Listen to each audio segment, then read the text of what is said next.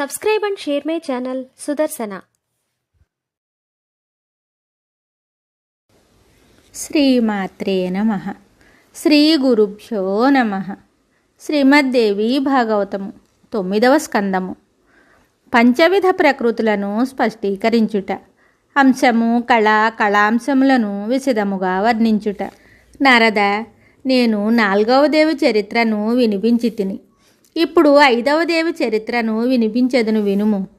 ఈమె పరమాత్ముడగు శ్రీకృష్ణునకు ప్రాణముల కంటే కూడా ప్రియమైనది. సకల దేవీమణుల కంటే ఈమె సౌందర్యము అధికము. ఈమె యందు సకల సద్గుణములు సదా విరాజమానములై ఉండును. ఈ దేవి పరమ సౌభాగ్యవతి, సాటిలేని గౌరవమును పొందినది. పరబ్రహ్మ యొక్క ఎడమ సగభాగమే ఈమె స్వరూపము. ఈమె బ్రహ్మతో సమానమగు గుణతేజస్ సంపన్నురాలు.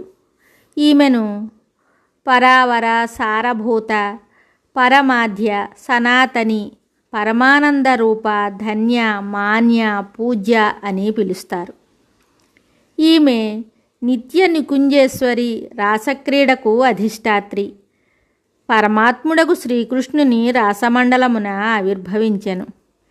ఈమె విరాజమానురాలు కాగా రాసమండల శోభ చిత్రాతి చిత్రముగా ఇనుముడించును. గోలోకధామమున నివసించు ఈ దేవి రాసేశ్వరి, సురసిక అనునామములతో ప్రసిద్ధురాలు. రాసమండలమున పాల్గొనుట ఈమెకు మిగుల ప్రియమైనది. ఈమె గోపికావేషమున విరాజిల్లుచుండును. ఈ దేవి పరమ ఆహ్లాద స్వరూపిణి. ఈమె రూపము సంతోషహర్షములతో నిండి ఉండును. ఈమె నిర్గుణ, నిర్లిప్త, నిరాకార, ఆత్మస్వరూపిణి అను పేర్లతో విరాజిల్లుచుండును. ఇచ్ఛాహంకారములు లేనిది. భక్తులను అనుగ్రహించుటకై అవతారములను ధరించుచుండును. వేదవిధిని అనుసరించి ధ్యానించుట వలన విద్వాంసులు ఈమె రహస్యమును తెలుసుకొనగలరు. సురేంద్రుడు, మునీంద్రులు మొదలగు దేవతలు తమ చర్మచక్షువులతో ఈ దేవిని దర్శించటానికి సమర్థులు కారు. ఈమె నీలిరంగు గల దివ్య వస్త్రములను ధరించును. అనేక రకములైన దివ్య ఆభరణములు ఈ జననిని సుశోభితము చేయును. కోటాను కోట్ల చంద్రులతో సమానముగా ఈమె శరీరకాంతి ప్రకాశమానమై ఉండును. ఈమె సర్వాంగ సంపన్న విగ్రహము సకలైశ్వర్య సుశోభితమై ఉండును. భగవంతుడగు శ్రీకృష్ణుని సేవయందే సదా నిరతయై ఉండుట ఈమె స్వభావము. సకల సంపదల కంటే దీనినే శ్రేష్టమని ఆ దేవి భావన చేయును. మునుపు వృషభానుపుత్రికగా ఈమె జన్మించెను. ఈమె చరణకమలములను స్పృశించి పృథివీ పరమ పవిత్రురాలయ్యను. మునీంద్ర, బ్రహ్మ మొదలగు దేవతలకును దర్శించశక్యము గాని ఈ తల్లి భారతదేశమున అందరికీ దృష్టిగోచరమగుచున్నది. ఈ స్త్రీ రత్నసారము ఆకాశమునందలి కొంగ్రొత్త నీలమేఘములందు మెరుపు మెరిసినట్లు భగవంతుడగు శ్రీకృష్ణుని వక్షస్థలమున ఈ దేవి విరాజమానయ్యై ఉండును. ఈమెను దర్శించుటకు బ్రహ్మ 60,000 సంవత్సరములు తపస్సాచరించెను.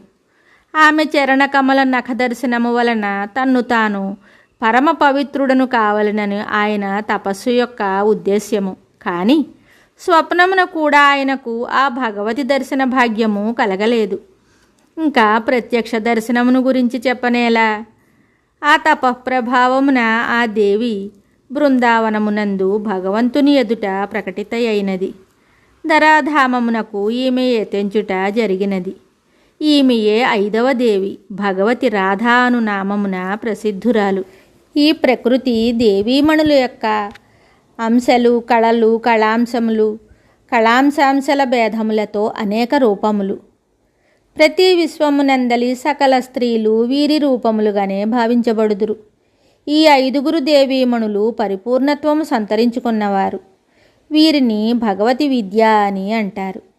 ఈ దేవీమణుల ప్రధాన అంశాలను, గుణములను వర్ణించెదను వినుము. భూమండలమును పవిత్రమొనరించు గంగ వీరి అంశము.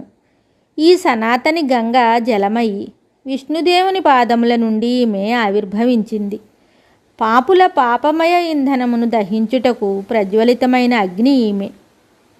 ఈ జలమును తాకుట వలన, ఈ జలమునందు స్నానమాచరించుట వలన, ఈ నీటిని త్రాగుట వలన పురుషుడు కైవల్య పదమును పొందుటకు అర్హుడగును. గోలోకధామమును చేరుటకు ఈ గంగ సోపాన రూపమున విరాజిల్లుచుండును.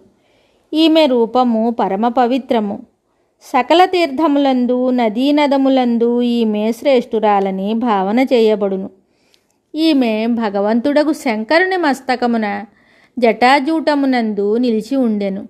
అచ్చటి నుండి వెడలి పాయలు పాయలుగా భారతదేశమును చేరుకొనెను. తాపసులకు సిద్ధిఫలమును చేకూర్చుటకై గంగా ఇచ్చటికి తెంచుట జరిగెను. ఈమె పరిశుద్ధురాలు, సత్వస్వరూప.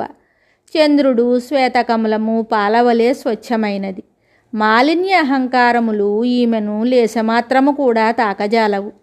పరమసాధ్వియగు గంగ భగవంతుడగు నారాయణునకు మిగుల ప్రియమైనది. మిగతా కథ తరువాయి భాగములో తెలుసుకుందాము. శుభం. Subscribe and share my channel Sudarsana.